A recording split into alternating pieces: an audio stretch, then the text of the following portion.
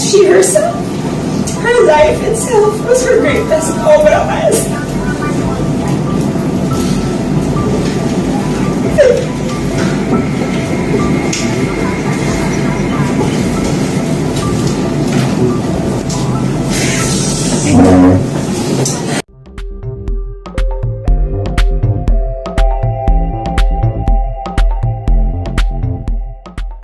Andy Eigenman, nilinaw ang isyu sa edad at petsa ng kamatayan ng kanyang ina na si Jacqueline Jose.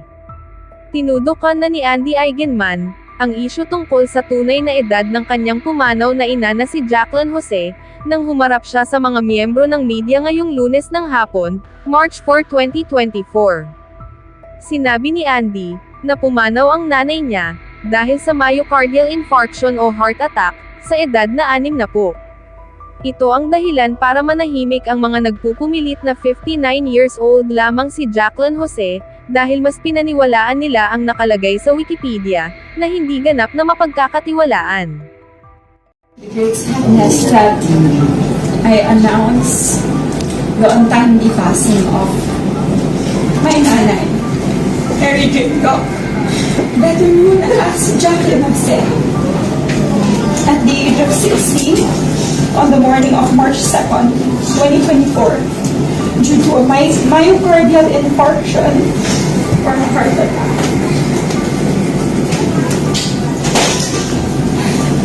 We'd like to thank everyone who has since extended their prayers and condolences to us, as our family is trying to come to terms with this unfortunate incident. Please provide us the respect and privacy to breathe, and we hope this would put all the speculations to rest.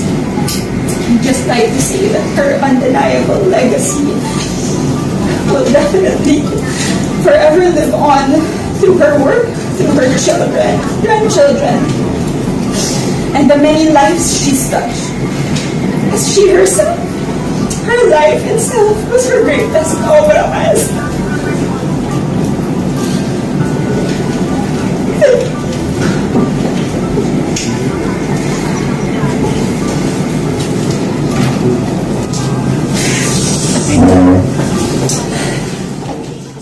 Bago pa nagsalita si Andy tungkol sa edad ng kanyang ina, nauna nang naglabas ng opisyal na pahayag ang PPL Entertainment Incorporated, tungkol sa pagkamatay ni Jacqueline, noong Linggo ng gabi, 3 ng Marso.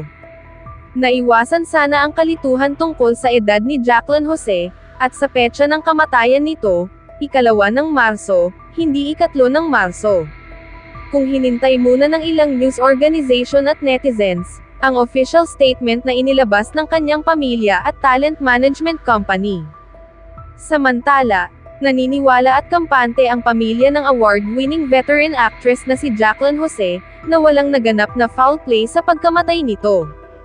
Ayon sa pamunuan ng Philippine National Police, nakiusap ang immediate family ni Jacqueline Jose, o si Mary Jane Santa Ana Goc sa tunay na buhay, na huwag nang isapubliko at pag-usapan pa ang resulta ng isinagawang investigasyon.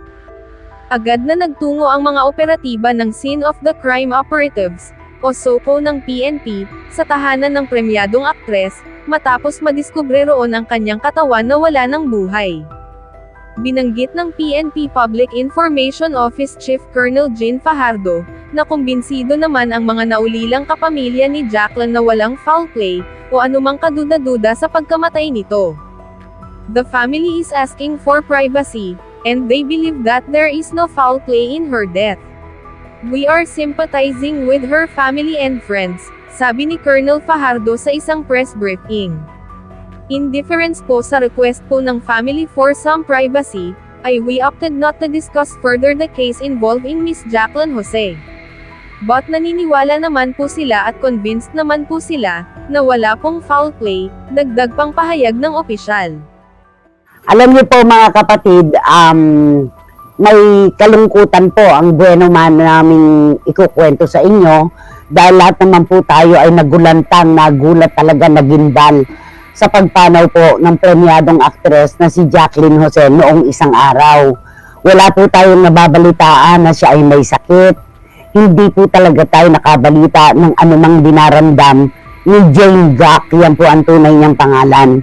Kaya lahat po tayo ay talagang nasyak tayo, Romel. Tayo mismo, nakasamahan natin, di ba? Lahat tayo gulat na gulat talaga. Nako, grabe talaga. Ay, Napakalungkot nito. Simula ng Monday, pinag-uusapan natin isang yumaong veteranang napakahusay na artista. Isang Oo. kawalan sa show business. malaking kawalan si Jacqueline Jose.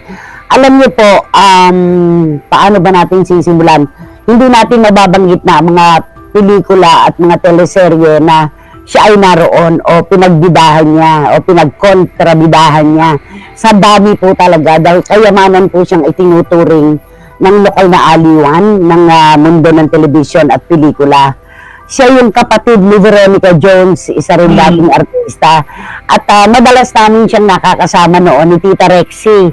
Kapag may mga party, nung ako'y bagitong manunulat pa lang, ako'y dala-dala ni Papa Jesse at saka ni Tita Rexy sa lahat ng mga birthday party na dinadaluhan namin, nandun si Jane.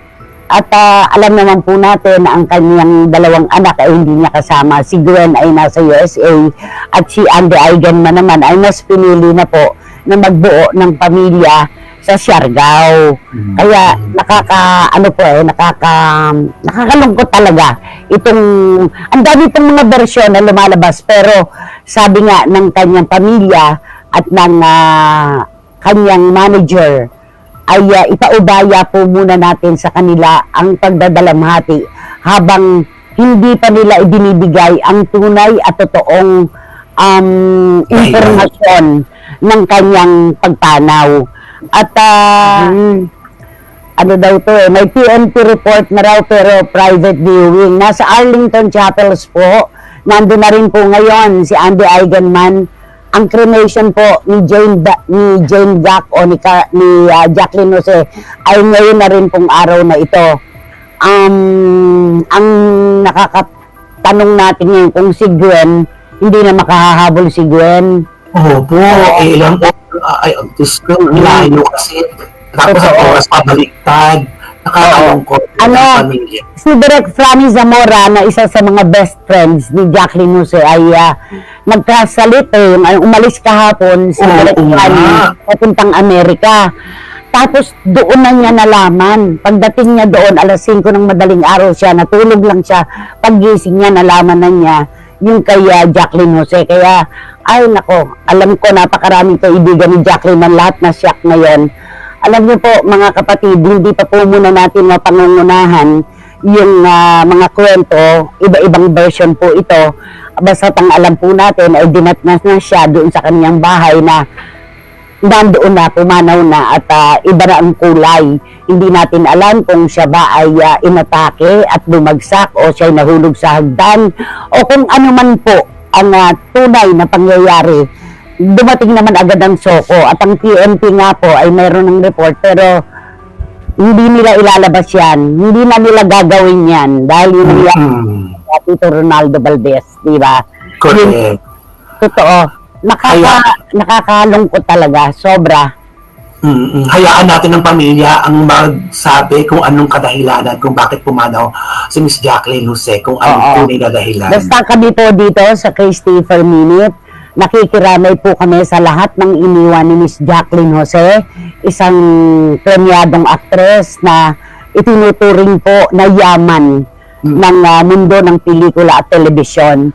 Ang amin pong pakikiramay, inuulit po namin, nasa Arlington na po si Andy Eigenman ngayon, lumipad na siya agad-agad mula sa Siargao at ang cremation po ni Jacqueline Jose ay ngayon na rin pong araw na ito. At ipaubaya po natin sa kanilang pamilya ang araw na ito para sa kanilang pagdadalamhati. Okay? Of course, nandoon ang kanyang kapatid na si Veronica Jones. Si Vero talaga yung ka-close namin. At ay nako, ang dami-dami talagang pangyayari na alam mo, isang patutuo ito na napakaigsi talaga ng buhay.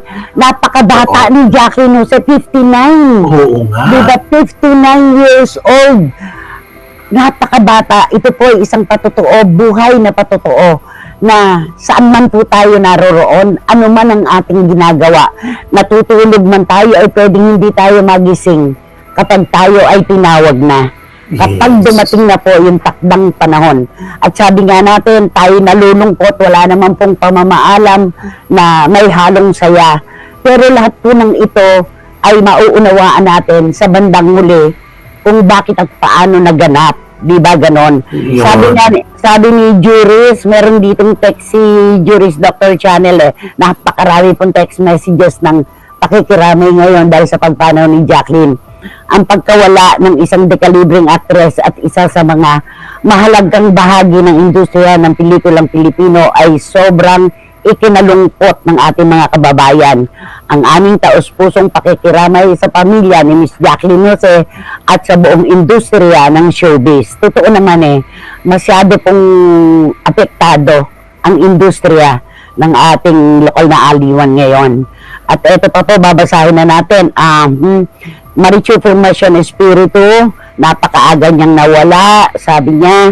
At sabi ni Rara May, binuhay na naman po. Binuhay pa naman po ang karakter niya sa Batang Quiapo. May interview nga po kay Coco na napakahirap para sa kanya na ikatang eksena ni Miss Jacqueline dahil napakagaling at napakasarap panoorin. Isa na namang kawalan si Miss Jacqueline Jose sa showbiz. At saka naalala ko yung kanilang La Alden, Tom Rodriguez, Miss Dina Bonnedy, The World Between Us. Ang galing niya doon. Yan ang talagang tinutukan natin. Iron Lia, maraming salamat sa iyong pakikiramay. Best actress of all time, sabi niya. Yes. May she rest in peace. Tapos, si Boycie, nagluluksa ang buong cast ng Batang Quiapo at ng buong showbizlandia. Nakakalungkot at nakahihinayang na nalagasan na naman tayo ng isang premiadong actress. Totoo po yan. Hindi ko na po iisa-isahin ang inyong mga kwan. Sabi ni Tita Julie Paras, totoo, napakagaling na artista ni Jacqueline. Rest easy to Miss Jacqueline at ang aming pakikiramay sa lahat ng kanyang inulila. Yun po ang nakakahiyaman pong sabihin, pero meron po kasing mga nagtatanong sa atin ngayon kung bakit hindi daw po natin sabihin ng diretso ang dahilan ng pagpanaw ni Miss Jacqueline Jose. Hindi po para sa amin ni Romel Chica at ng programang ito ang manguna. Nauna na nga po ang pasintabi at pagbusina ng kanyang pamilya at ng kanyang management na kung maaari ipaubaya po natin sa kanila ang pagluluksa. Yun lamang po. Para sa iba pang karagdagang mga balita ng Senior Buzz, ay mag-comment lamang po, mag-like at mag-share sa video na ito, at huwag po nating kalimutang mag-subscribe sa aming channel. Maraming salamat po sa inyong panonood.